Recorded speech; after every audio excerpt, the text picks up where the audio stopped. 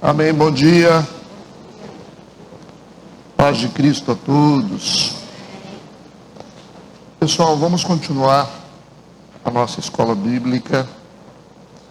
Nós estamos estudando o livro de Atos, hoje no capítulo 7.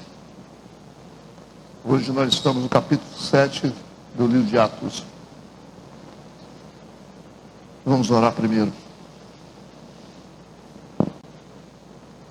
Pai Santo, em nome de Jesus, nós queremos consagrar esta manhã ao Senhor, pedir a direção do Teu Santo Espírito para que possamos ir além das letras, compreender a Tua vontade. Nós queremos a iluminação para palmilharmos mais um capítulo da Bíblia. Abençoe a cada pessoa que entrou aqui. E é o que nós te pedimos, no nome de Jesus, amém e amém. Ok, Atos capítulo 7. Vamos ler alguns versículos. Amém. Versículo 1. E disse o sumo sacerdote: porventura isto é assim? E ele disse: homens, irmãos e pais, ouvi. O Deus da glória apareceu ao nosso pai Abraão, estando na Mesopotâmia, antes de habitar em Harã. E disse-lhe: sai da tua terra, e dentre a tua parentela, e dirige-te à terra que eu te mostrar. Então saiu da terra dos caldeus e habitou em Harã. E dali, depois que seu pai faleceu, Deus o trouxe para essa terra em que habitais agora. E não lhe deu nela herança, nem ainda o espaço de um pé, mas prometeu que lhe daria a posse dela, e depois dele, a sua descendência, não tendo ele ainda filho. E falou Deus assim, que a sua descendência seria peregrina em terra alheia, e a sujeitariam à escravidão, e a maltratariam por 400 anos. E eu julgarei a nação que os tiver escravizado, disse Deus. Depois disso sairão e me servirão neste lugar. Tá bom. Atos capítulo 7. Vamos conectar o capítulo 7 ao capítulo 6, para a gente poder entender onde nós estamos, né? O contexto do estudo passado, né, do capítulo 6, contexto do estudo passado, capítulo 6, foi Estevão sendo acusado falsamente, e os religiosos estão com o intuito de prendê-lo. Todos lembram disso? O Estevão, que é o diácono cheio do Espírito Santo, ele está diante de um grupo de religiosos sendo acusado falsamente. Lembrando disso, né? Foi acusado falsamente. E a intenção deles aqui é julgá-lo, porque eles estão alegando que ele está falando contra a lei de Moisés. E falando, né? Colocando Jesus como sendo maior do que a lei. A fala dos apóstolos é essa, né? Provar a ressurreição, né? Serem testemunhas da ressurreição de Cristo. E agora é o Estevão que está aqui diante dos religiosos. Ok. Esse é o contexto. E aí, diante dos religiosos, sendo acusado, o versículo 1 já começa, né? E disse o sumo sacerdote: porventura é isto assim? Então o sumo sacerdote está fazendo uma pergunta, né? Ele está perguntando: são verdadeiras essas acusações contra você? Porque o sumo sacerdote, que é o homem que possui o grau mais elevado ali, ele está fazendo essa pergunta para o Estevão, para ver se o Estevão admite. Se admitir, então realmente você é culpado. É verdade que você fala contra a lei de Moisés? É verdade que você está falando mal das Escrituras? É isso? Aí essa é a pergunta que o sumo sacerdote vai fazer para ele, né? Então, você tem alguma coisa, né, em sua defesa?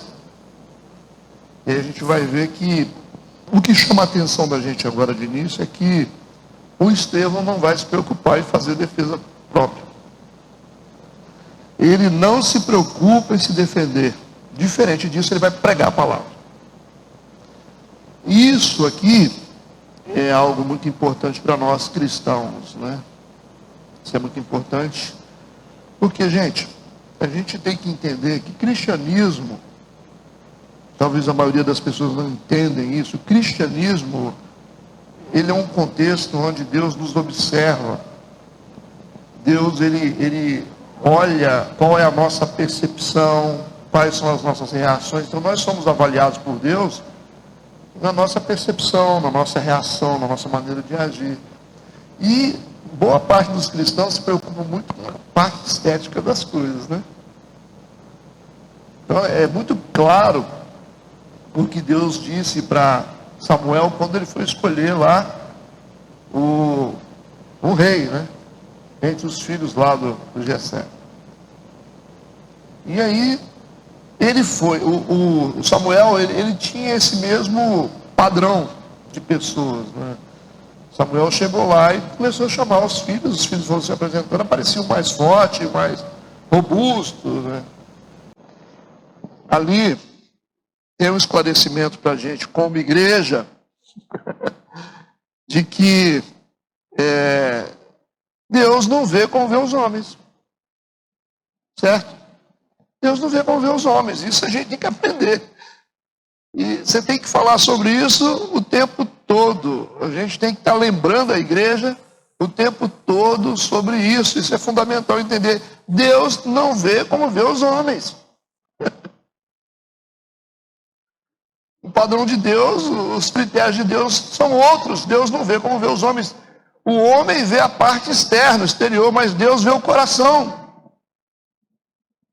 Não foi isso que Deus teve que dizer para Samuel? Samuel, não é esse o padrão que eu uso para escolher.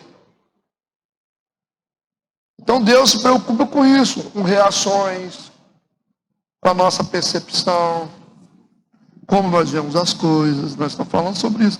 Como nós enxergamos as coisas que Ele coloca diante da gente. Nós estamos sendo avaliados por isso. Então, se você não se preocupar com como você funciona por dentro, você não vai entender o cristianismo.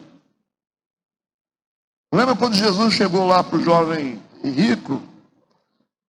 E ele falou com ele assim, ó, ele perguntou, como é que eu faço para herdar a vida eterna? Ele falou, você vende tudo que você tem e dá aos pobres. Jesus não estava interessado que ele vendesse tudo que tinha, mas estava testando ele. O sábio lá, né? Jesus perguntou para ele, ó, se você entende o que está escrito nos mandamentos? Você leu ali, como é que você interpreta? Uma coisa é ler, outra coisa é interpretar. Certo? Assim, Deus é muito... Ele lê muito profundo as reações das pessoas. Então a gente tem que perceber aqui o seguinte, eu quero chegar aqui agora. O que o Estevão está fazendo aqui? O sumo sacerdote pergunta para ele, é verdade que eles estão dizendo aí que você está falando contra a lei? Se você estiver falando contra a lei de Moisés, você vai ser condenado agora. Mas se não tiver, é só você falar que não. Mas o Estevão, ele não se preocupa com a reputação dele, gente. Ele não está preocupado em defender a reputação dele. Então nós temos um problema dentro da igreja. Como os cristãos estão sempre preocupados com a reputação. Perceberam? Todo mundo está preocupado em ficar bem. Ser bem visto. É que as pessoas vejam o que você está fazendo, não sei o quê, se defendendo. Isso acontece muito em empresas. Já viu empresa quando o cara faz uma coisa errada? O patrão cobra, ele fala assim, não fui eu não, foi fulano. Aí vai no fulano e fala, não fui eu não, por causa do fulano lá. Aí vai pegar o menorzinho. Aí o patrão quer uma cabeça. Aí pega o mais simplesinho lá, os cabeças, os grandes não saem. Aí os pequenininhos, quem culpa, bota a culpa no pequenininho, não tem defesa mesmo, vai embora. O negócio é arrancar a cabeça. Então a gente está sempre terceirizando a culpa. E dentro de igreja, isso é muito comum. Existe uma intenção de salvar a reputação o tempo todo. Quer ficar bem com os outros. Então, o que o pessoal vai pensar de mim? Vocês já pensaram? Um dia desse, um cara falou comigo assim, ó pastor, o cara falou isso comigo.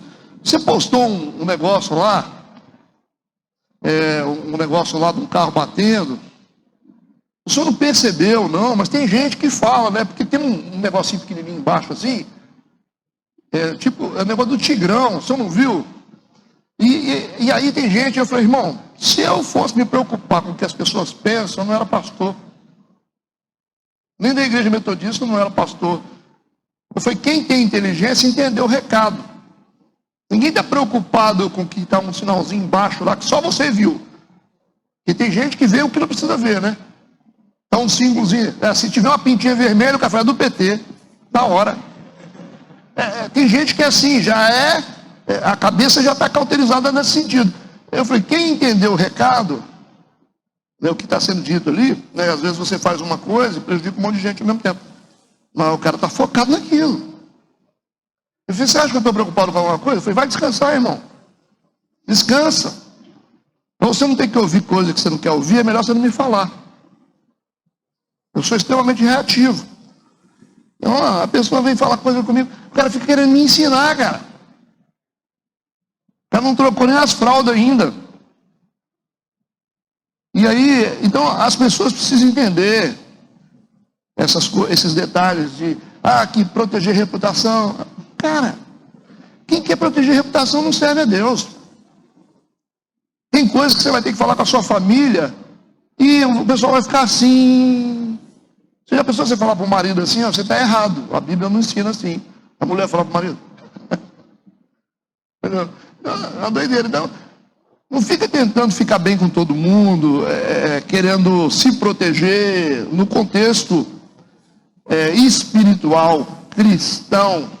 A gente se expõe o tempo todo. Então, Jesus morreu por quê? Por causa da exposição. Ele estava preocupado? Ele não estava preocupado. Porque se estivesse preocupado, não tinha morrido. Ele mesmo, ele fez questão de afetar o sistema. Ele falou, se eu falar, eu sei que eles vão me crucificar. Ele sabia disso. Ele provocou o sistema. Então, por favor, não tentem proteger a reputação de vocês. Porque tem situação que a gente vai ser mal falado, as pessoas vão questionar, vão dizer assim, você não devia ter feito assim. Pois é, você não sou eu, então por isso que você não fez. Eu sou o pastor da igreja, por isso que eu fiz assim. Né? Então você nunca vai entender que você não é o líder da igreja. Então você vai fazer, cara. Para defender algumas verdades, você vai ter que deixar gente de cabelo em pé às vezes. Isso é cristianismo. Olha para os discípulos. Olha o que os discípulos sofreram por uma verdade, gente. Então, quem quer te perseguir, não adianta você vai falar a verdade, minha verdade, mentira, eles vão te perseguir, cara. Perseguiram Jesus. Estão perseguindo Estevão. Olha que o Estevão é bem santo, hein? Um homem cheio do Espírito Santo. O texto do capítulo passado diz que o rosto dele era como o rosto de um anjo. Você já imaginou? Mas não vão pensar duas vezes. Então aqui ele tem uma pergunta sendo feita para livrar a pele dele. É simples.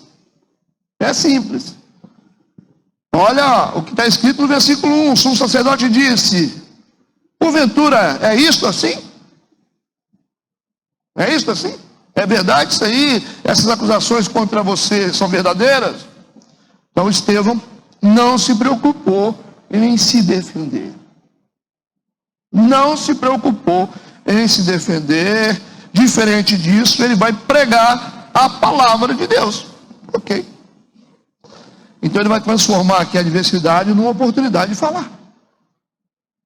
Como os discípulos usavam. Lembra dos capítulos passados? Nós vamos apresentar você diante do conselho. Agora que é a hora da gente pregar. E a coisa vai acontecer do mesmo jeito, porque estão no mesmo espírito. Ele vai usar a oportunidade para falar das verdades. Vamos para o versículo 2. Aí o que ele vai dizer? Vocês estão, o comum seria, não, sabe o que é? Eles interpretaram errado. Não, porque, olha, não é isso que eu quero. Não é isso que ele fala. É igual Jesus, né? Quando Herodes pergunta para ele, você é Deus? Você é rei? Você é Deus? Tu dizes. Você que está dizendo aí. Versículo 2, ele disse, homens, irmãos e pais, ouvi. Ouvi. O Deus da glória apareceu a nosso pai Abraão, estando na Mesopotâmia, antes de habitar em Harã. Legal. Nós estamos falando de um diácono. Nós não estamos falando de um sacerdote, um escriba, um guardião das escrituras. Não estamos falando disso. De um fariseu. Nós estamos falando de um diácono. Cheio do Espírito Santo. Ele disse: homens, irmãos e pais, ouvi. O Deus da glória apareceu a nosso pai Abraão, estando na Mesopotâmia, antes de habitar em Harã. Então Estevão era um diácono de aproximadamente 29 anos de idade. Jovem, né? Ele vai iniciar o discurso dele dando prova clara que ele é um grande conhecedor das Escrituras. Ele não está com nenhuma anotação na mão. E ele vai falar assim, tranquilamente, que está na mente dele as Escrituras. Vai falar, ele está citando as Escrituras aqui. Está dizendo, ó. Deus da glória apareceu a nosso pai Abraão. Ele voltou na história lá atrás. Estando na Mesopotâmia antes de habitar em Harã. Ele vai mostrar para eles que ele sabe exatamente o que ele está falando. Que ele não está ali para atacar as Escrituras e a lei. Ele está dizendo: eu conheço a lei. Ok? Versículo 3. E disse-lhe: sai da tua terra e dentre a sua parentela e dirige-te à terra que eu te mostrar. Deus falando com Abraão, ele está narrando a história. Então Estevão está citando Gênesis capítulo 12, versículo 1, na íntegra. Na íntegra. Tá? O que sabe, o que estuda, o que conhece. Versículo 4. Então saiu da terra dos caldeus e habitou em Harã. E dali, depois que seu pai faleceu, Deus o trouxe para esta terra em que habitais agora. Estevão está fazendo uma ligação da história com o fundador do judaísmo, que é Abraão. Começa com ele. Ok? Então ele está ligando Abraão com os judeus atuais. Ele está pegando a própria história dos acusadores e está contando para eles a história. Que eles estão achando que o Estevão não sabe. Então ele fez questão de voltar na história biblicamente, enquanto ele está citando as Escrituras, eles estão ligados, porque eles conhecem as Escrituras. Vai criar uma oportunidade para eles relerem as Escrituras, que está sendo citada por ele, verbalmente ali, só no pensamento, só pelo que ele sabe, não está lendo nada. Enquanto eles ficam lendo, ele está com ela na mente. A Escritura está dentro dele, e ele vai citando, enquanto isso, os religiosos estão mapeando todas as palavras que ele está dizendo. Vocês estão entendendo a linha de raciocínio que eu estou construindo aqui para vocês? Lembre-se que Deus é um Deus de percepção, tá? E aí ele continua, versículo 5.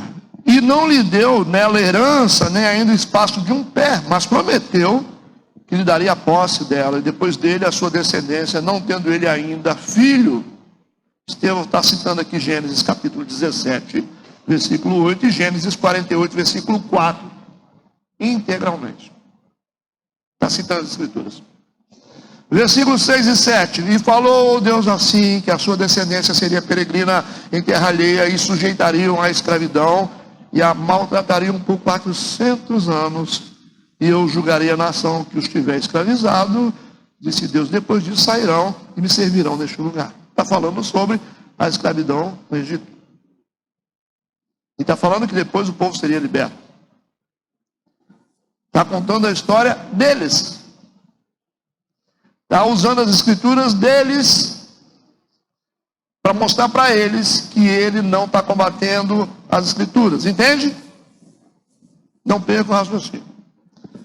Ele está citando aqui Êxodo 3, versículo 12. Na íntegra também. Agora, o que chama a atenção da gente aqui, ele está usando, ele está falando as Escrituras de cabeça, gente. É interessante, né? Agora, deixa eu abrir aqui um parêntese no versículo 6. Deixa eu ler de novo o versículo 6. E falou Deus assim, que a sua descendência seria peregrina em terra alheia e sujeitariam à escravidão e a maltratariam por 400 anos. Versículo 6. 400 anos. Né? Olha só. O que Estevão está citando aqui é Gênesis capítulo 15, versículo 13. Quando Deus disse a Abraão, desse jeito: sabes de certo que peregrina será a tua descendência em terra alheia. Ou seja, vocês serão escravos no Egito. E será reduzida à escravidão. E foi, né? E será afligida por 400 anos. Então, o que Estevão está falando aqui, ele está citando Gênesis 15, versículo 13. Nós temos aqui a mesma confirmação dessa quantidade de anos em Gênesis 15, versículo 13, e em Atos 7, versículo 6. Ok? 400 anos de escravidão. Mas Moisés disse em Êxodo capítulo 12, versículo 40, um pouco diferente. Ele disse: o tempo que os filhos de Israel habitaram no Egito foi de 430 anos. E aí, gente? Quem é que está falando a verdade? Porque Deus disse a Abraão que eles seriam escravos e afligidos por 400 anos. Mas o Moisés disse que os filhos de Israel habitaram no Egito pelo tempo de 430 anos. Como é que você vai explicar isso? Vocês poderiam até dizer assim: não, pastor, o negócio é o seguinte, porque esses 30 aí foi o período que eles ficaram lá bem, né? Eles estavam bem lá no Egito, quando José, né, estava no comando, né? Antes de trocar o faraó, que apareceu outro faraó, né? Depois, que não queria nem saber da história de José. E esses 30 anos é o tempo que eles ficaram ali no período bom. Então 400 foi só de escravidão. Algumas pessoas usam essa explicação para definir se é 400 ou 430 anos, né? Então vamos usar a realidade aqui. Por que que Deus disse que a aflição seria 400 anos e o Moisés disse que eles ficaram lá por 430 anos? É muito tempo de diferença, né? 30 anos. Quem dá certo, Deus ou Moisés? O que vocês acham? Pega um ateu bom aqui, ele vai arranjar problema aqui com a gente, não vai? Vai. Mas aí, vamos à explicação, para nunca mais esquecer. Vocês podem perceber que em boa parte da Bíblia, não em toda a Bíblia, a Bíblia expressa valores de quantidade através de números inteiros. Né? Vocês já perceberam isso? Dificilmente você vai ver 3,5, assim, você vê, mas é pouco. Geralmente, principalmente nas falas de Deus, você vai ver sempre um número completo. Por exemplo, 300 homens de Gideão, 70 semanas de Daniel, 40 dias de peregrinação no deserto, 50 anos de ano jubileu, 30 anos era a idade de Davi quando começou a reinar. Percebe? A maioria das passagens bíblicas usam os números assim, como se fosse uma linguagem teórica, principalmente quando Deus está falando. Quando você vê os homens falando, você vai falar assim: foram não sei o que em tantos meses. Se foram 30 anos e pouco, 31. Nas falas de Deus, você vai ver sempre os números bem completos, assim, 400, 50, 30, 40. O que vocês acham disso? Por que isso acontece? Porque, na verdade, esses números aqui, eles não se intencionam serem exatos, não tem essa aplicação na Bíblia. É uma coisa que a maioria das pessoas antigas da igreja sabe, mas os novos precisam entender, né? Então não existe intenção bíblica de dar números exatos, tá? Não existe intenção bíblica de dar números exatos. A Bíblia não faz esse papel. Por isso que quando as falas são de Deus, na maioria das vezes você vai ver números assim, 400, 300. Por que isso? A Bíblia não tem compromisso histórico, só por isso. E aí vocês precisam abrir a mente assim para entender o que eu vou falar. A Bíblia não tem compromisso histórico. Não tem compromisso histórico. Se você quer estudar história, cronologia, você vai ter que usar livro secular junto com a Bíblia, assim. Pastor, mas tinha quantos homens naquela tribo? Ah, tinha 300. Será que é 300 mesmo? 301. Pode ser. Geralmente Deus resume porque não tem compromisso histórico. Compromisso bíblico é o compromisso de fé. Deu para entender ou não? Então não entra nessa de querer usar a Bíblia para dizer, está vendo aqui o número aqui, ó. Olha aqui. Olha as 70 semanas de Daniel. Você vai ver que vai ter diferença de números. Se você vê a cronologia de Cristo, 70 semanas de Daniel, você vai ver a diferença de 1 ano, 2 anos, 3 anos. Por quê? Porque não existe esse compromisso. Bíblia não tem compromisso histórico. O compromisso da Bíblia é fé. Por isso, quando Deus fala 400, 300, isso aí é que ele está dizendo foi uma quantidade grande de anos. É isso que ele está dizendo. E Deus não está preocupado se você pensa diferente. Não tem essa preocupação. Já viu que Deus, ele não tem preocupação em que você tem que ter certeza. Ele não tem essa preocupação. Tanto é que Deus, ele se relacionou com um povo que nunca conheceu ele. Os hebreus até o Egito não conheciam Deus, não. Quem conheceu Deus foi Abraão, amigo de Deus, dos patriarcas. Conheceu Deus. E o povo hebreu não conhecia Deus. Como que conhecia? Ah, o Deus de Abraão, Isaac e Jacó. Só sabia disso. Eles não tinham relação íntima. A relação íntima começa com Abraão e se intensifica com Moisés, que via Deus face a face. Ali sim, Deus inaugura um novo período de intimidade. E ela se aprofunda, assim, de maneira sobrenatural com Davi. Entendeu? O povo não sabia nada. Moisés também estava lá, descobriu que era hebreu, aí quando Deus aparece para ele numa sarça ardente lá em cima do monte, ele fala, olha assim, aquela sarça, eu vou lá para saber o que é isso aí.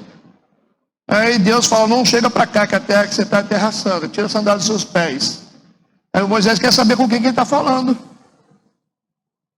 Ele falou, eu sou o Deus dos teus pais, eu sou o Deus de Abraão, Isaac e Jacó. Só essa palavra que eles sabiam. Entende? Porque Deus trabalhava assim, ó, segue os meus mandamentos e vocês vão ser prósperos. Se não segue, vocês vão se perder. Era assim a relação de Deus com os homens. Porque a relação íntima foi perdida no Éden. E ela se restaura. Ela vai se restaurando depois com essas alianças que Deus faz com Moisés, com Abraão, com Davi. Deu para compreender o que eu estou falando? Então, Bíblia, ela tem compromisso de fé. Se você está achando que Deus está preocupado, não, porque olha só, será que o mar vermelho realmente foi aberto? Aí chega o intelectual e fala assim, metido, né? Fala assim, não, tem que saber o seguinte, não tem como o mar abrir, por causa das densidades, né? Por causa dos períodos. Cara, Deus não está nem aí para isso. Deus não está nem aí para isso. Hoje mesmo eu estava lendo um cara falando, não, porque Jesus não morreu crucificado. Ele explicando. Então, o que aconteceu é que Jesus foi induzido a um coma.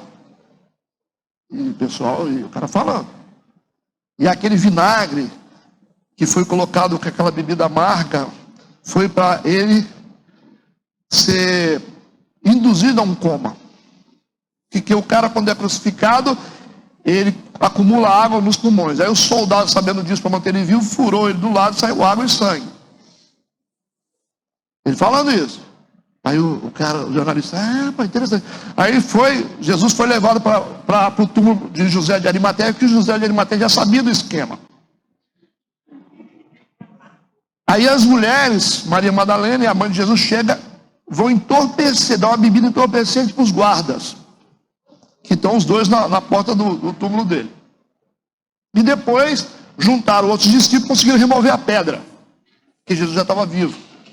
Ele estava vivo, ele não morreu. Eu falei, que viagem. Eu anotei assim, vocês devem ter fumado maconha esse cara. É igual drogado começa a contar a história, quando ele quer te pedir dinheiro. Ele fala, não, que eu já operei 5 vezes. Ele fala, tá vendo, isso aqui é um tumor. Me tiraram aqui de dentro dos intestinos. Ele começa a contar a história. Então eu preciso de um dinheiro. Aí fica meia hora contando a história, para poder pegar o dinheiro e não usar droga. Eles são criativos. Eu falei, que viagem. Eu escrevi, que viagem, cara. Quando o cara quer contar mentira, bicho é criativo. Como é que pode, né? Então, meu amigo, é uma questão de fé. É uma questão de fé. Ah, Deus salvou uma família dando uma arca. É fé. É uma fé. Ah, o mundo acabou em água. Como é que esse mundo se reconstruiu? Porque à medida que ficava o movimento de rotação, translação da terra, a terra viraria um liquidificador, não teria como se reconstruir. Cara, você acha que Deus está preocupado com isso? Se abriu o mar vermelho, se ficou 2 paredes de água de um lado do outro, se você duvida, ele não está nem aí para isso. Deus não tem essa preocupação, porque Deus é uma questão de fé, é uma questão de lógica. Então não adianta o cara que é intelectual querer falar as coisas cientificamente, porque Deus, ele extrapola a ciência. Não tem como explicar. Um cara cego de nascença, um cara aleijado de nascença. Como é que Jesus coloca saliva no olho de um cara e o cara vai lá no tanque, se lava e fica bom? Não tem explicação, isso é fé, mano. Se vocês querem lógica para as coisas de Deus, significa que você é um candidato a ser um ateu, isso que você é. Porque Deus é objeto de fé.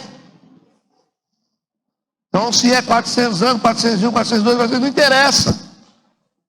Porque ele não tem compromisso histórico. Quem gosta de estudar história tem uma biblioteca em casa. Quem gosta de estudar história sabe o que eu estou falando. E agora você vai ficar querendo estudar história para a Bíblia? Não. A Bíblia desenvolve fé. Está entendido ou não? Versículo 8 e 9. Ele continua dizendo, e deu-lhe a aliança da circuncisão. Está contando a história. No desenvolvimento do povo judeu. E assim gerou Isaac e o circuncidou ao 8º dia, e Isaac a Jacó, e Jacó aos 12 patriarcas, e os patriarcas, movidos de inveja, venderam José para o Egito, mas Deus era com ele. Então ele está dizendo o seguinte, o Estevão aqui intencionalmente, ele está revelando um ponto aqui na história, onde é que iniciou a negligência dos líderes de Israel em relação aos propósitos de Deus. Ele está dizendo aqui, está vendo? Da mesma forma como fizeram com José. Vocês estão fazendo comigo. O evangelho já está acostumado com esse negócio. A gente está aqui dentro de um propósito de Deus, vocês estão trabalhando contra. Os irmãos de José fizeram isso. Não entenderam o propósito de Deus. Venderam José como escravo. Não entenderam, não quiseram ouvir a Deus. E vocês da mesma forma, vocês não abrem o coração para Deus. Vocês estão fazendo a mesma coisa, estão querendo me jogar dentro do poço. Entenderam? O que ele está construindo? E usando a Bíblia. Porque ele está falando sobre aquilo que eles entendem. É como se você pega um advogado e começa a ler lei com o advogado. O cara lê e começa a falar da lei. Você conhece aí as leis? Então eu vou citar para você. Os artigos aí para você. E é isso que esse diácono está fazendo. Está diante dos advogados e falando cada item da lei. Parágrafo 1, não sei o quê, papapá, papapá. É isso aí. Aí, você vai fazer o quê?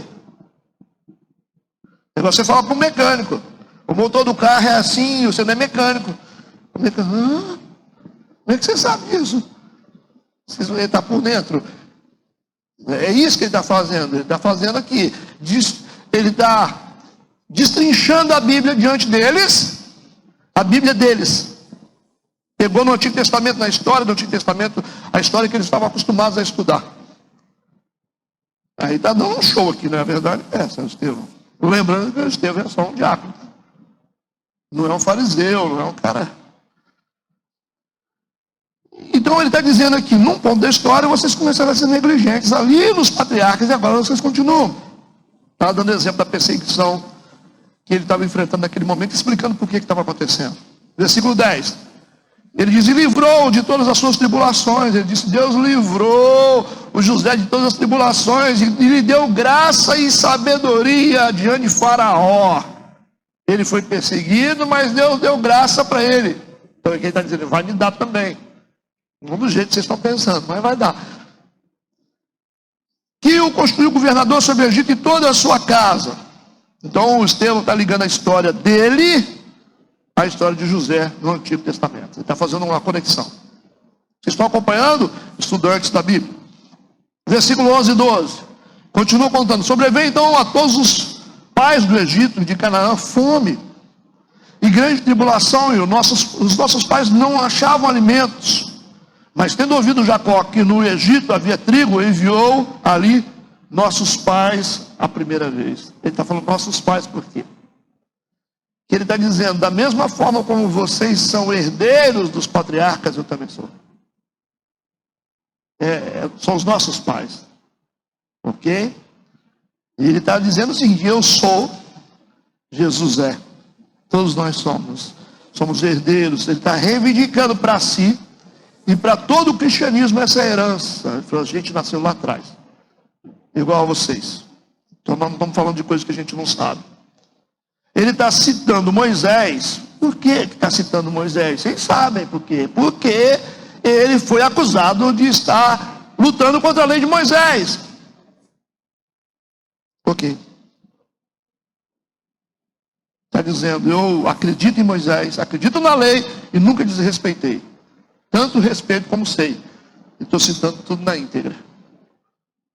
Versículo 13 a 19. Na segunda vez foi José conhecido por seus irmãos e a sua linhagem foi manifesta a Faraó. José mandou chamar seu pai Jacó e a toda a sua parentela, que era de 75 almas.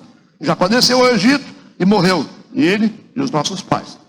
E foram transportados para Siquém e depositados na sepultura que Abraão comprara por certa soma de dinheiro aos filhos de Emor, pai de Siquém. Aproximando-se, porém, o tempo da promessa que Deus tinha feito a Abraão, o povo cresceu e se multiplicou no Egito, até que se levantou outro rei, outro faraó, né, que não conhecia José. Esse, usando de astúcia contra a nossa linhagem, está falando, maltratou nossos pais, a ponto de os fazer enjeitar suas crianças para que não se multiplicassem. Vocês lembram da história? E ele está contando essa história. Vocês perceberam que o capítulo 7 de Atos, ele só faz uma narrativa. A maior parte do capítulo 7 de Atos é o discurso de Estevão. E como tirar, gente, lições para a nossa vida de um discurso, uma narrativa da história? Não é simples. Como tirar lições? É isso que a gente está tentando fazer. Tentando entender por que está escrito. Em alguns poucos minutos ali, foi o tempo que a gente está lendo aqui, foi o tempo que ele discursou.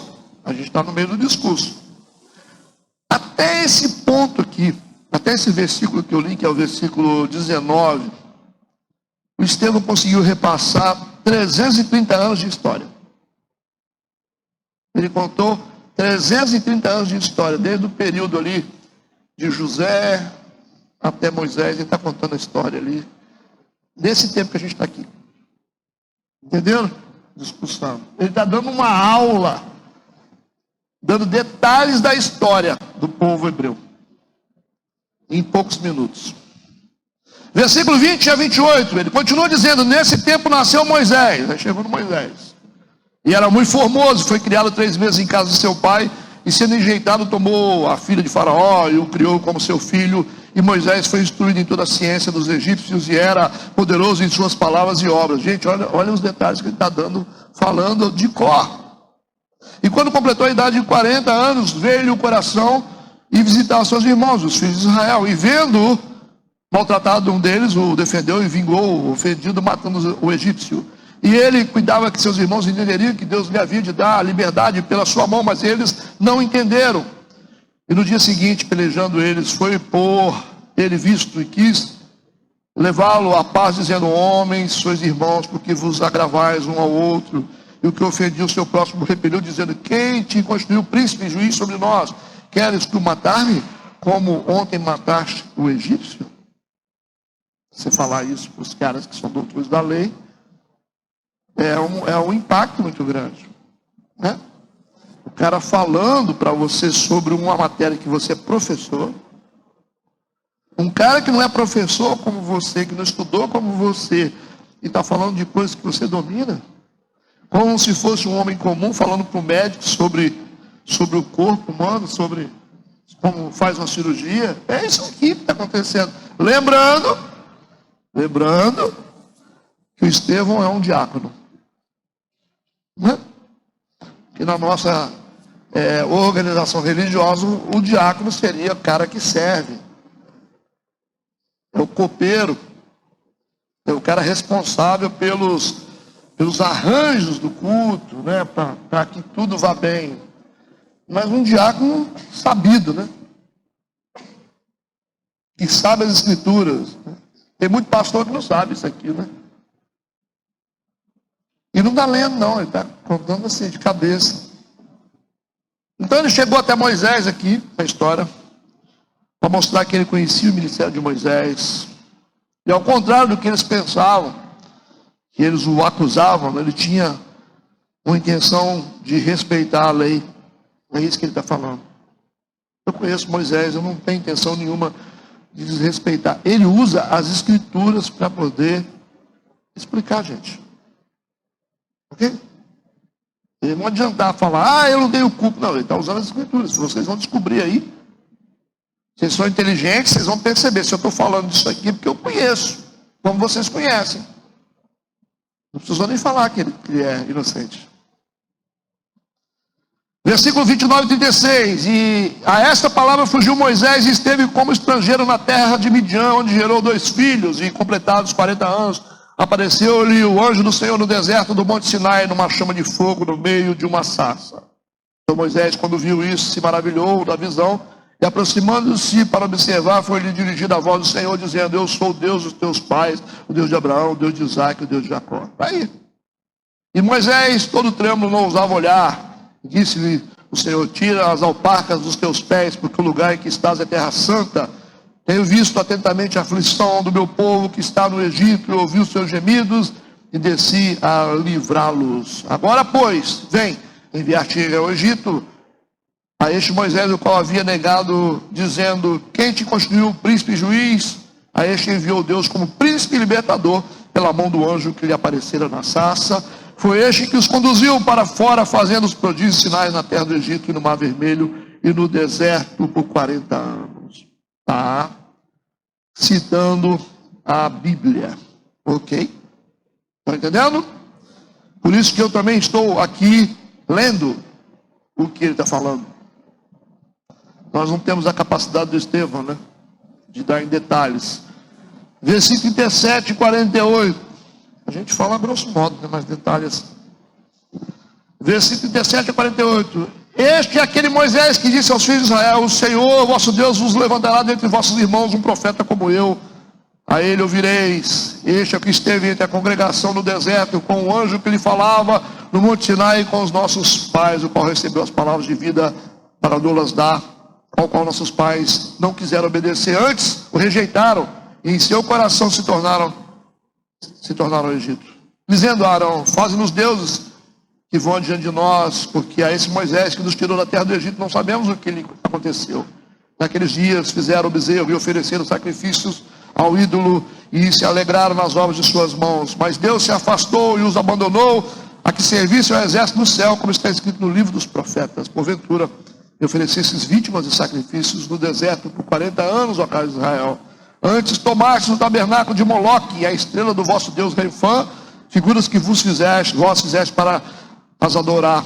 Transportava-os, pois, para além da Babilônia. Estava entre nossos pais no deserto o tabernáculo do testemunho, como ordenara aquele que disse a Moisés que o fizesse segundo o modelo que tinha visto, o qual nossos pais recebendo, também o levaram com Josué, quando entraram na posse das nações que Deus lançou para fora da presença de nossos pais até o dia de Davi, que achou graça diante de Deus e pediu que pudesse achar tabernáculo para o Deus de Jacó. E Salomão lhe edificou a casa.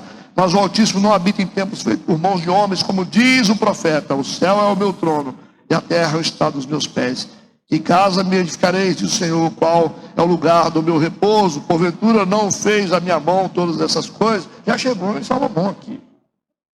Então já passou de 400, 500 anos já. E olha a dificuldade que a gente está tendo para ler isso aqui. Imagina o cara falando isso de cor, gente. Um diácono. Tinha incentivo para os diáconos estudarem mais profundamente a Bíblia, né? Se o diácono da igreja cristã nessa época sabe tanto de Bíblia, imagina os linhas de frente, hein? Imagina os mestres das escrituras. Vocês viram lá o Paulo, né? Depois, quando assume. Então, o que ele está fazendo? Ele está conectando a lei e Moisés a Jesus. É isso que ele está fazendo. Porque Estevão conhecia o plano de salvação, gente. E ele está explicando para esses religiosos que ele conhece profundamente as Escrituras. Ele sabe do que ele está falando. E a intenção dele é mostrar para esses religiosos como Deus construiu o plano de salvação através da história. Ou seja, está chamando eles de burro. Se vocês estudaram a Bíblia, vocês não aprenderam nada. Vocês sabem tanta coisa aí, mas vocês não conseguiram descobrir Jesus no meio das Escrituras. Que o Antigo Testamento fala muito de Jesus. Muito de Jesus. Aliás, o Antigo Testamento fala de Jesus. Jesus já aparece lá em Gênesis, né? Não é verdade? Façamos o homem. Está fazendo junto, né? Deus Pai, Deus Filho, Deus Espírito Santo. Você vai ver Jesus lá. Na época de Isaac, em Abraão, quando Isaac ia ser sacrificado, foi substituído por um animal, um cordeiro lá. Era o próprio Jesus, uma obra de substituição para salvar, né? É o próprio Cristo, gente. José, a tipologia de Jesus, aquele que foi traído pelos irmãos, vendido pelos irmãos, né? Assim, Judas não traiu por moedas? É desse jeito. José é tipologia. Depois ele perdoa os irmãos. Não é verdade? E ele está no trono já, né? É tipologia de Cristo, gente. A arca de Noé é o próprio Cristo, é o plano de salvação. É uma dispensação onde você é um lugar para você estar. Aquele que está em Cristo, né? A arca é a tipologia de Jesus. O tabernáculo é o próprio Cristo, integralmente. Ele é a porta das ovelhas, ele é a luz do mundo, o candelabro, que é a menorá, ele é o pão da vida, que é os pães ázimos, né? Ele é o incenso, que é a sua ressurreição, ele ascendeu ao céu. Ele é tudo, ele é o véu, foi rasgado. No mesmo momento que ele foi ferido, o véu se rasgou. Ele é o próprio tabernáculo. O templo que Salomão construiu era o próprio Cristo. Ele é a ovelha que foi crucificada na entrada. Ele é o sumo sacerdote que vai no Santo dos Santos. É tudo. E eles não conseguiram entender Jesus no Antigo Testamento. Não tem como ter uma didática melhor do que essa. Certo? Então o que adianta você ler as Escrituras? Como Jesus disse, você leu, você entendeu? Não sei, não entende. Ler é uma coisa, entender é outra coisa. E os mais sensíveis ficavam assim, né? José de Arimateia mesmo é um cara inteligente. Inteligente. Gamaliel, cara, com a mente legal. Ó, se esse negócio não for de Deus, esse negócio vai acabar. Cara mestre, né? Nicodemos foi lá quietinho. Não tem condição, né? Qualquer pessoa com inteligência e com sensibilidade vai descobrir a realidade. Nicodemos ele foi de noite ter com Jesus. E é tão interessante como que aquela série Chosen, ela narra o encontro de Nicodemos com Jesus. É fantástico aquilo. Fantástico. Só tem um ponto negativo, né? Foi feito pelos mormons, né? Mas é uma coisa fantástica aquilo. Eles começam a mostrar coisas que aconteceram nos bastidores que são, é a lógica. É a lógica. Certo? Não está escrito na Bíblia, mas é lógico do que aconteceu. A construção, relacionamento dos discípulos. É muito bom aquele negócio. Mas a gente vai assistindo com o pé no freio, né? Assim, para não deslizar para a heresia, né? Mas é muito boa a produção. Entenderam isso? Então, nós vimos aqui, nós estamos vendo, nós estamos terminando, que o Estevão está conectando a lei de Moisés e Moisés a Jesus Cristo. Esse é o propósito. Fazer essa construção de entendimento. E qualquer pessoa com inteligência saudável, né? Consegue perceber Cristo. Mas quem tem inteligência maligna não consegue. Versículo 51 a 53. Aí ele vai, né? Depois que ele humilhou nas escrituras, ele disse: homens de dura cerviz e incircuncisos de coração. Vocês foram circuncidados lá no ato, né? O ato prático, vai no coração, vocês não mudaram. Homens de dura cerviz, incircuncisos de coração e ouvido. Vós sempre resistis ao Espírito Santo. Ele está dizendo, na história, vocês historicamente, vocês resistem ao Espírito Santo. Gente, não adianta. Quem não quer abrir o coração, você pode fazer o que você quiser. Abrir a Bíblia. Então, assim, a gente tem aquela esperança que a pessoa... Cara, mas quem não quer, não tem jeito. Quem não quer, não tem jeito. Vai sentar na igreja, você pode falar a verdade, você pode mostrar a Bíblia, não vai aceitar. Está predisposto a não aceitar a realidade. Certo? Porque não quer. Porque Deus é assim, Deus não força a entrada de ninguém. Deus é jeitoso, ele vai, né? Agora não adianta você falar assim, não, porque Deus vai... Não é assim. Não sei se Deus moer a pessoa, né? De vez em quando, volta a pessoa não aprova e o coração dela amolece, mas tem gente que não... Por isso que Jesus ensinou, não fica dando pérola a porcos, não. O evangelho é um negócio muito sagrado para quem não quer. Sagrado. Fica batendo na porta de gente que não quer te receber. É igual os que fazem visitas aí, né? Tem algumas igrejas que gostam de fazer isso, bate na porta do fulano. Você tem tempo? Ninguém tem tempo, não. Ninguém tem tempo. Você tem tempo para ficar recebendo crente na sua casa, fazendo visita? Ninguém tem tempo para isso. Eu não acho legal você ficar batendo na porta da casa dos outros, ficar, ei, a revistinha aqui. Pelo amor de Deus, né? Acho que tem outros caminhos. Eu acho que o melhor evangelismo é o testemunho. Eu acredito nisso. É o testemunho, você está bem, você está na sua empresa, as pessoas estão te vendo, você está lá na sua escola, as pessoas vão te ver como que você está vivendo, como é que está a sua vida, e isso vai trazer interesse para eles. Eu acredito nisso.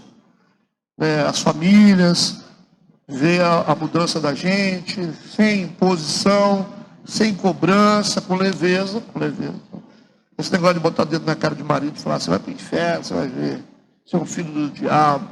Não adianta esse negócio. Tem que ser paz, oração no tempo certo. Eu acredito que boa parte das pessoas boas ainda estão em casa. Eu acredito que tem mulheres em casa que são melhores que alguns maridos que estão aqui. Eu acredito que existem homens que estão em casa que são melhores do que mulheres que estão aqui dentro. E vocês acreditam também. Tá? Não estou dizendo que todo mundo está em casa, está certo.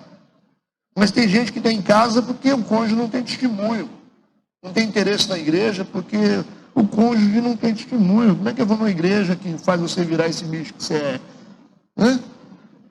E a pessoa não vem por isso. Agora, eu já vi muita gente boa em casa. Você está cuidando da sua família? Você é um cara honesto? Então você é melhor do que muita gente. Por que você se acha inferior? Ah, não, porque eu não sou de igreja. Meu amigo, vem para cá, fala com ele. Senta com a gente, nós estamos usando um cara igual a você. Trabalhador, honesto, corre atrás das coisas. É mais crente do que esses caras. Esses caras só não estão na igreja. Honestidade é coisa de Deus, gente. Aí fica condenando o cara porque o cara não é membro da igreja. Deixa ele ser membro quando ele quiser ser membro de forma certa. É complicado esses negócios. Eu já vivi tanta coisa, tanta decepção com gente de igreja. E eu acredito em muita gente que está lá fora, e por isso que eu falo isso com eles: vocês vem para a igreja, porque lá a gente vai construir as coisas. Tá bom? Pastor, mas eu fiz uma coisa errada. Cara, quem não fez? Quem não fez? Quem não fez? Vem para cá, cara, junte-se a nós. Nós fizemos também, nós estamos aqui pela misericórdia. E eles começam a descobrir que a igreja não é esse bicho. Eu posso ficar? O cara perguntou: sou maçom, posso assistir o culto? Eu falei: lógico, senta lá. Eu tenho que ser maior do que o maçom. Se eu for menor, eu estou morto, né? A igreja é maior do que a maçonaria. O mais forte vai vencer. Eu falei: senta aí. Mas, rapaz, tem gente que fala assim comigo. Uma vez o cara falou comigo: pastor, você vai receber aquele pessoal na sua igreja? Aquele pessoal é perigoso. Eu falei: perigoso sou eu, irmão. Não é perigoso, não. Quem é que é perigoso? Perigoso sou eu. Falo disparado, assim, sem freio e sem filtro. Eu sou perigoso. O cara é perigoso. Cada um faz o que quer, onde se deixa, né? Tem um monte de gente perigosa que vem para a nossa igreja aí, que está igual um cordeirinho aí. Pastor, esse pessoal enfrenta pastor, pega na gravata. Pastor não enfrenta, não. Se for pastor, não enfrenta, não. Pega profeta. Profeta não enfrenta, não, irmão. É difícil. Se você enfrentar profeta, ele decreta sua morte. Não tem como. Você enfrenta qualquer um. Profeta você não enfrenta. Pastor, quem tem chamado, você não enfrenta, não. Não tem como enfrentar. Como é que você vai enfrentar? Você vai se levantar contra a escolha de Deus? É igual aconteceu com Moisés. Moisés disse: se esse povo morrer de morte natural, você não tem parte comigo. Morreu todo mundo. Deus matou aquele monte de gente. Como é que você vai fazer?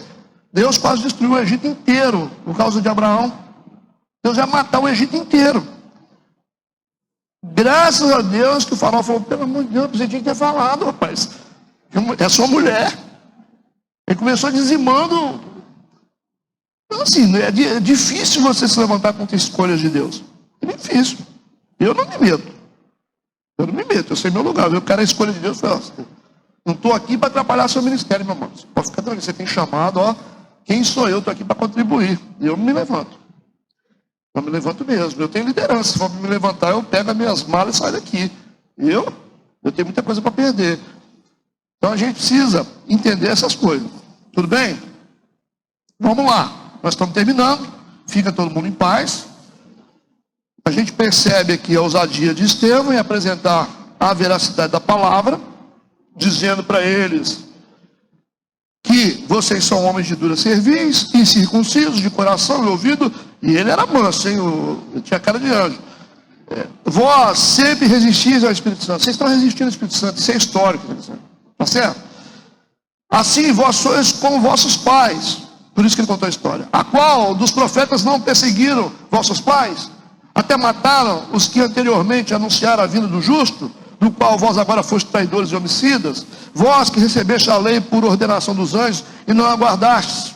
A gente percebeu aqui que ele falou bastante verdade. E aí, versículo 54, ouvindo eles isso, enfureciam-se em seus corações e rangiam os dentes contra ele. Como é que é ranger dente, hein? Eu já procurei dicionário. Fica assim, com a cara. Esse cara rangendo os dentes contra ele. O Estevão estava com aquela carinha de anjo dele. Você imagina? Pega assim o cara mais manso da igreja aqui, né? Olhou para a cara dele, com carinha de anjo. Mas falou a verdade, eles rangiam os dentes. E então Estevão sabia exatamente o que isso iria provocar neles. Sabia, mas não está preocupado. A gente percebe aqui que a verdade dói. Versículo 55, mas eles estando cheios do Espírito Santo, ele cheio do Espírito Santo. Gente, tudo começa assim. Qual o Espírito que você tem? Então o resultado vai ser definido pelo Espírito que você tem. Vocês estão achando que Estevão tinha medo de morrer? Se tivesse medo de morrer, não tinha provocado o sistema. Jesus não tinha medo de morrer. Se tivesse, não tinha provocado o sistema. Paulo não tinha medo de morrer. Paulo apanhava, ficava quase morto, levantava, saia pregando o evangelho. Não tinha um pingo de medo. E quando ele foi morrer, ele falou assim: é chegada a minha hora. Ele disse: eu vou morrer agora porque Deus quer, ninguém vai me matar. Eu cumpri a carreira, guardei a fé. Acabou. Mandou carta para Timóteo e falou: estou seguindo, hein? Morreu quando Deus quis. É quando os homens quiseram. Se Jesus quisesse ser poupado, ele não teria feito o que ele fez. Jamais, né? Mas estando cheio do Espírito Santo, fixando os olhos no céu. Que legal, né? Mas não tem gente aqui com raiva dele, querendo apedrejar ele. Ele fixou os olhos no céu, viu a glória de Deus e Jesus que estava à direita de Deus. Aí é fácil perceber que a condição espiritual de Estevão direcionou ele para o lugar certo, o foco certo, diante das ameaças. Os caras estão olhando para ele com a cara feia, ele olhou para o céu. E viu a glória de Deus. Amém. Viu Jesus também à direita de Deus. Versículo 56, e disse: eis que vejo os céus abertos. Está esperando ele, né? Eu vejo os céus abertos, ele disse. E o Filho do Homem que está em pé à mão direita de Deus. Então Jesus está numa posição pronto para agir, por isso que ele está em pé. Pronto para recebê-lo, pronto para agir. Versículo 57. Mas eles gritaram com grande voz, taparam seus ouvidos, parece menino, né? E arremeteram unânimes contra ele, expulsando-o da cidade, porque não poderia apedrejá-lo dentro da cidade, que a cidade é sagrada, né? O apedrejavam. Você imagina um homem sendo apedrejado? Como que deve ser isso? Você morrer de pedrada? É muita coragem, né? Fala sério. Se fosse o Pedro aqui, falava, não, antes, né? O Pedro depois converteu. Né? O Pedro falou assim, o Pedro negava na hora, né? Quando ele não era convertido, mas o Pedro depois ficou valente. Porque ficou cheio do Espírito Santo. Mas, quantos crentes na hora dessa aqui falam, não, eu vendo até minha mãe. Nos dias de hoje, faria o que Estevão está fazendo? Olhos em Deus, olhos no céu, falando a verdade, sem medo do que iria acontecer, tiraram ele da cidade e o apedrejaram. E as testemunhas depuseram as suas capas aos pés de um jovem chamado Saulo. Aí o Saulo está aqui, jovem, sendo testemunha e consentindo também, né? Está lá com as roupas do Estevão nas mãos. Então o Saulo aparece aqui pela primeira vez, expulsando da cidade, né? A lei não deixava malfeitores, segundo eles, serem executados dentro da cidade. No versículo 59, diz, e apedrejaram a Estevão, que em invocação dizia, não chorou não, ele disse, Senhor Jesus, recebe meu espírito. Então, assim, não sei o que acontece na mente desses homens, né? Eles têm uma certeza tão grande, que eles não temem a morte. Estevão foi o primeiro mártir do cristianismo. Foi o primeiro. Versículo 60, e pondo-se de joelhos, clamou com grande voz, Senhor, não lhes imputes este pecado. Rapaz, eu te falar, o cara é bom, hein? Esse aqui está no Espírito de Cristo mesmo. Mesma coisa que Jesus fez, ele fez. Ele disse, não impute sobre eles o pecado. Como é que faz, né?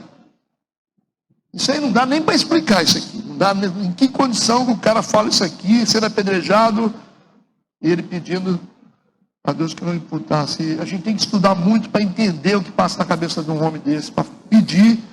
Quando você vê Jesus fazendo isso, é uma coisa, Jesus é Deus. Mas você vê Estevão pedindo para Deus poupar eles, não imputar sobre eles esse pecado. E tendo dito isto, não diz que ele morreu, ele adormeceu. Então as últimas palavras de Estevão demonstram que Estevão era realmente um homem santo e cheio do Espírito Santo. Então tem muitas lições para a gente aqui, que eu quero destacar. A primeira, que nós não devemos tentar proteger a nossa reputação quando se trata de fazer a obra de Deus. Se você quiser ficar bem com todo mundo, você não vai liderar nunca na sua vida, você não vai fazer a vontade de Deus, você não vai cumprir realmente os mandamentos de Deus.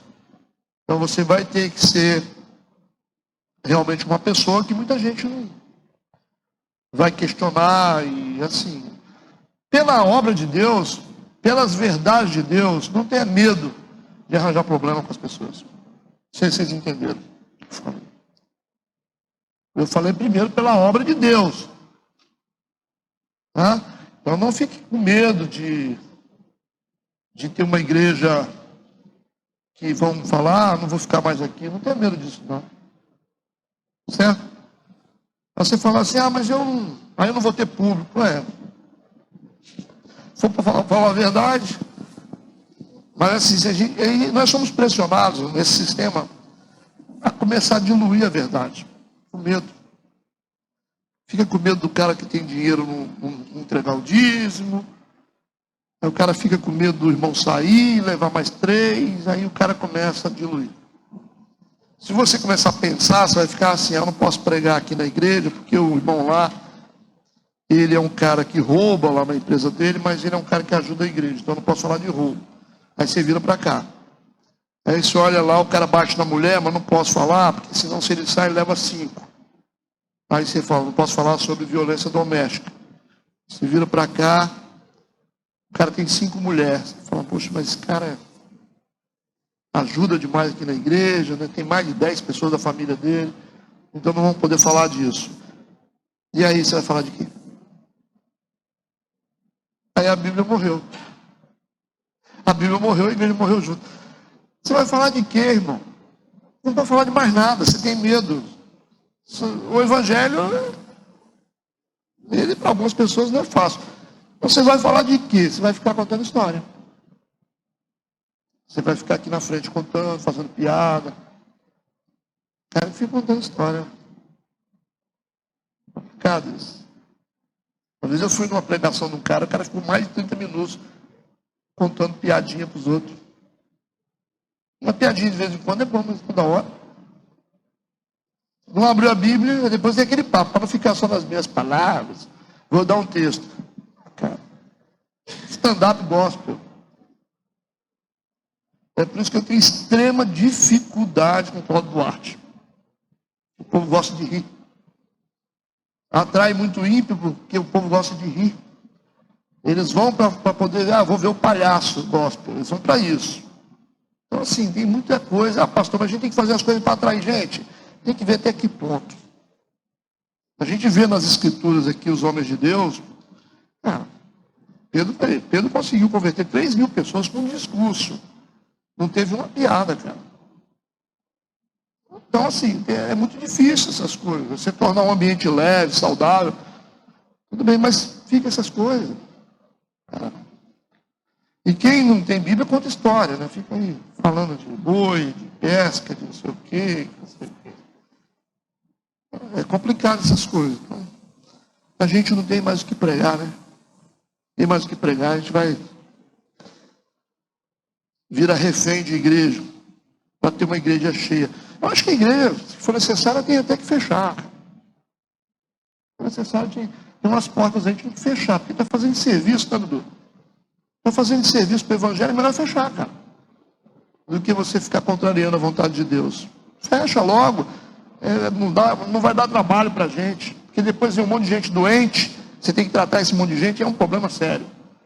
Gente que acredita em tudo, Papai Noel. Aí você tem que tirar isso da cabeça dessas pessoas, é difícil. Dá trabalho, mano. Então, se for fazer de serviço, cara, entrega a sua credencial aí, vai para casa, porque senão você não serve para nada. Então, nós estamos em Atos dos Apóstolos, e tudo é muito claro aqui. Tá? Nós temos aqui um homem santo, um homem calmo, um cara de anjo que não está negando a verdade. E aqui a gente não tem 5.000 convertidos. A gente vai ter um resultado explosivo daqui para frente, que a partir de agora o evangelho vai explodir. Você vai ver o que vai acontecer agora por causa da morte de Estevão. Os cristãos vão ficar doidos pregando agora por causa dele. Então a morte dele vai ter um valor. Mas na pregação dele aqui, você não tem convertido, você tem uma morte.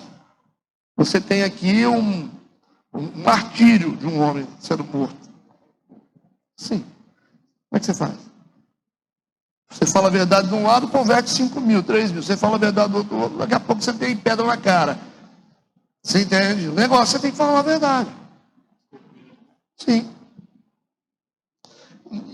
O problema é que se a gente não fizer isso, nós vamos pagar um preço caro depois lá em cima. Que está perto. Quando Jesus falava assim, olhar para sua cara, mas eu não conheço você não, pode passar para lá. É isso que está na Bíblia. Ele falou, não te conheço. Como assim, Senhor? Completar uma Bíblia King James.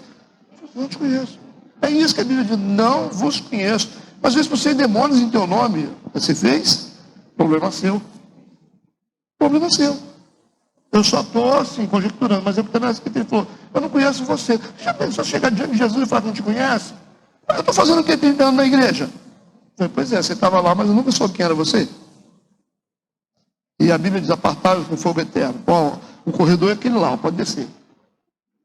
Mas chega lá, dá descarga, você desce para o inferno. O que adianta, gente? Você perder a vida na terra e perder o céu. Não adianta. Ser crente meia boca é isso aí. Então, a gente tem que aprender uma coisa, gente. Quando eu estava vendo na Netflix, uma coisa que eu estava vendo lá, o cara botou na porta assim, deixa do lado de fora o ego. Deixa do lado de fora o ego aqui também. Tá, por favor, pare de tentar salvar a reputação de vocês. Deixa de ser político. A gente não quer político aqui, não. Então, gente, tem que acabar com esse negócio de vaidade. Tem muita vaidade dentro dessa igreja. Muita gente que se acha aqui dentro. Misericórdia. Tudo bem? Vamos orar. Deus Pai Todo-Poderoso, te agradecemos por essa manhã, por cada pessoa que está aqui. A tua palavra e a tua verdade estão diante dela. Obrigado por confiar a esta igreja a palavra. Que tenhamos um dia de paz, de bênção, de prosperidade, e uma noite sobrenatural. Fala conosco conforme a tua vontade. Nós consagramos as nossas vidas ao Senhor. Em nome de Jesus, amém e amém.